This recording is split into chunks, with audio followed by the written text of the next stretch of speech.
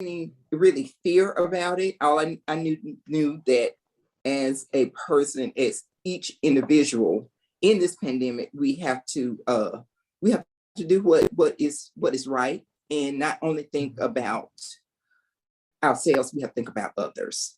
And as long as that was being done, I was fine. Yeah. Okay. Now, something that I found rather interesting. Uh-huh. I know I watched you through the pandemic, and I watched when you were performing. You were so cool, calm, and collected. And everything you presented, they always say preparation is It's key. very key. And It when I is. watched you Yeah. in the competition, you went there to win. Yeah. I did. And that Uh, was an amazing thing. Thank you so much. Did Like I said, did you feel like you were gonna win? I felt like this year was it was either now or never for me, and that was the Oh, attitude I took. And so, whether win, lose, or draw, I wanted to leave content because that wasn't going to be it for me. Period. Blank. I'm 50 years old. It's very expensive. At 50, it's very stressful. let me tell But you I try something. to I'm stay 60. cool with I am it, 60. and you know what I'm saying. Yeah. So I just wanted whatever happened for me to leave a mark, and it's always best to bow out gracefully and and at your best, because that's the last thing When people your career is remember. high. Yeah, on the high. So Mhm. that was my attitude. As far as my preparation was concerned, I just made sure that I dotted my I's and crossed my T's. I thought about everything from the dressing room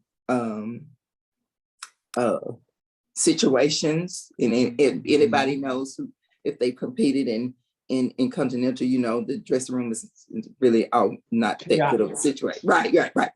So I thought about lighting, I thought about mirror, I thought about chords, every little thing I thought about. And even after the win, the next few days, when I knew I was going to win on Friday, you see how I kept claiming that too. I kept saying when I win instead of if I win. When I That's the way you do it. so You have to put yourself in that yeah. mindset. I spoke it into existence. I believed That's it. how it is. I put it out into the universe.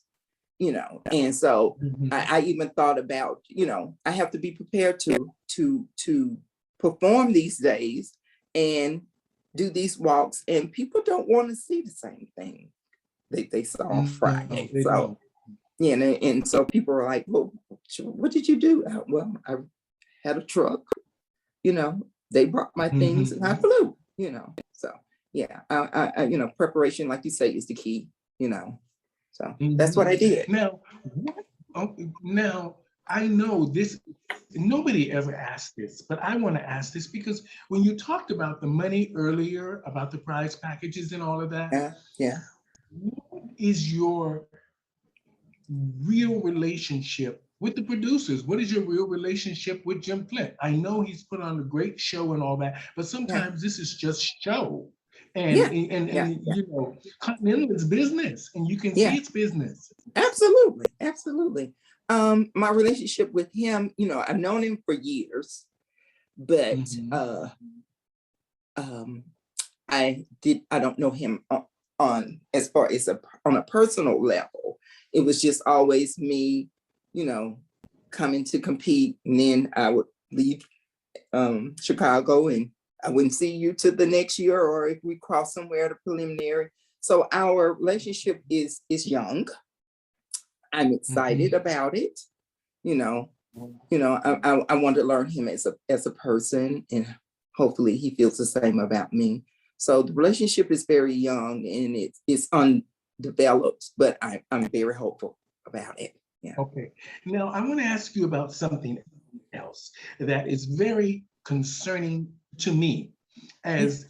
as just sitting out and watching Continental. I have watched the numbers in Continental deplete. a Yeah. lot Yeah. over the years, the last few years. Yeah. And this year, I noticed it in a big way.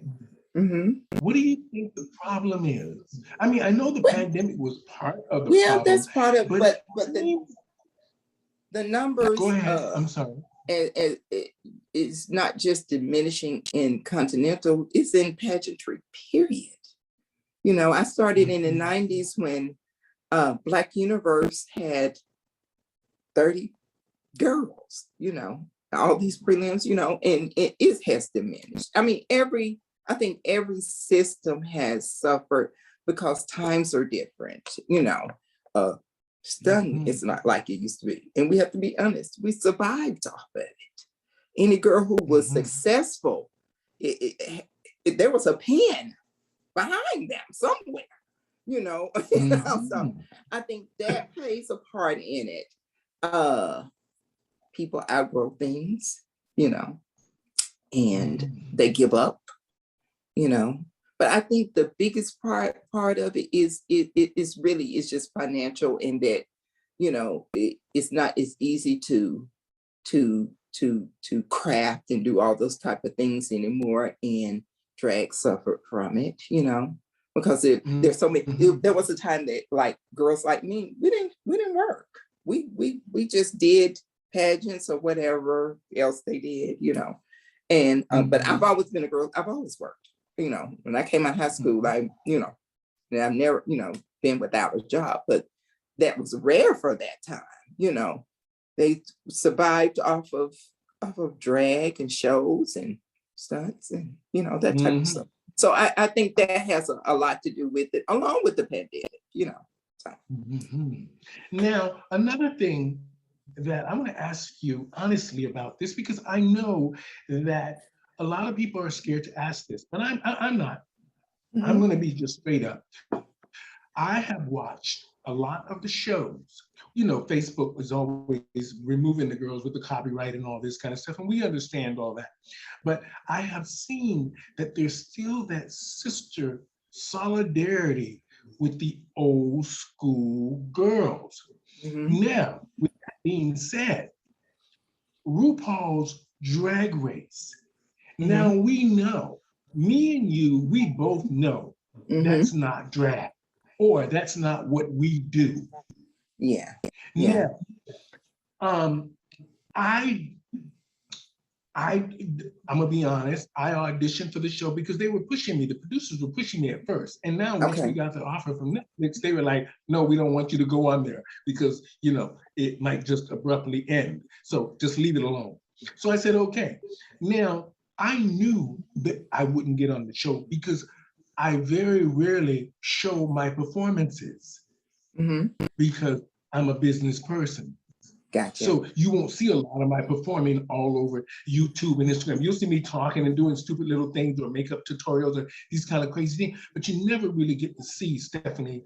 You give me the microphone on the stage, you got a 2-hour show, nobody else. Now, what I want to talk about is, do you think, because I really do, RuPaul's trying to backtrack now, putting trans women on there, but she's Yeah. putting trans women on there that don't nobody know and nobody cares about and nobody's following. Yeah. Because I think in her mind, she thinks this is easy. Mhm. Why is it that you think, what do you think is, do you think RuPaul is good and bad for what has happened in the world of drag? I think she is good and she's bad.